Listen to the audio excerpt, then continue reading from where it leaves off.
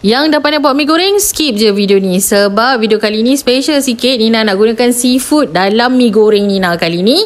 Jadi rasa manis daripada seafood tu kan akan membaikkan selera lah. Senang je buat dia, jom. Kita tumiskan bahan yang kita dah siap kisar ni sampai dia merata. Okey, lepas tu dah agak garing sikit, terus masukkan bahan yang penting ni. Kicap, sos cili, sos tiram, kicap pekat dan juga sos ikan ni. Ni penting. Lepas tu gaul-gaul rata.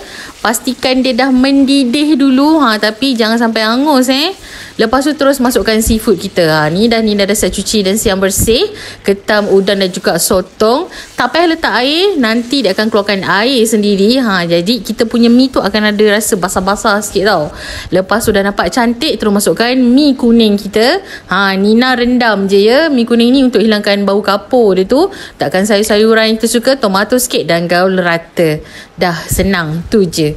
Simple je tapi sedada rasa manis daripada seafood tu akan keluar dan rasa pedas juga akan membagikan selera.